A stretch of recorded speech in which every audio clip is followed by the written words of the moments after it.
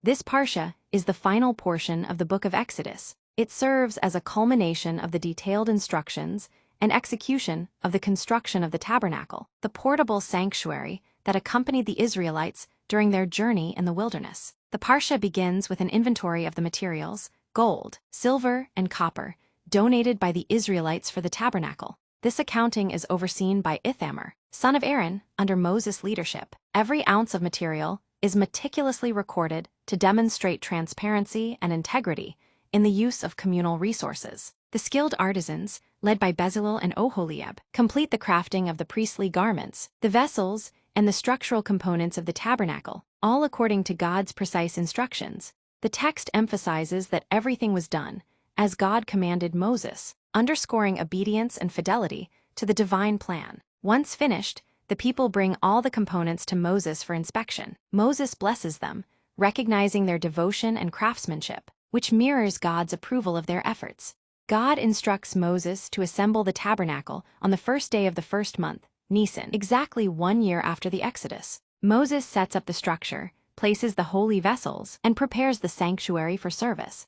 This act symbolizes the establishment of a sacred space where God's presence can dwell among the Israelites. The Parshah concludes with a powerful moment.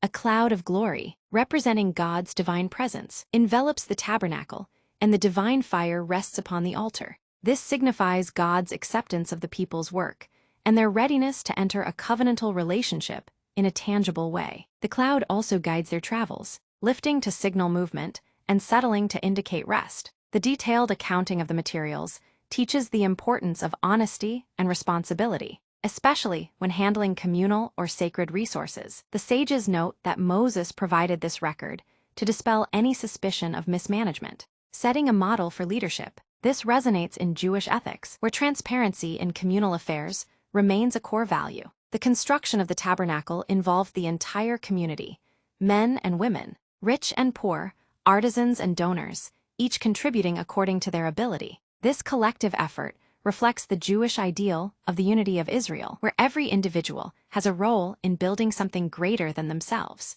The transformation of raw materials like gold and wood into a holy dwelling place illustrates the Jewish concept of elevating the physical world through intentionality and devotion. The tabernacle teaches that holiness is not inherent, but created through human effort aligned with divine will. The descent of the divine into the tabernacle is a pivotal moment, symbolizing God's desire to dwell within the community despite its imperfections.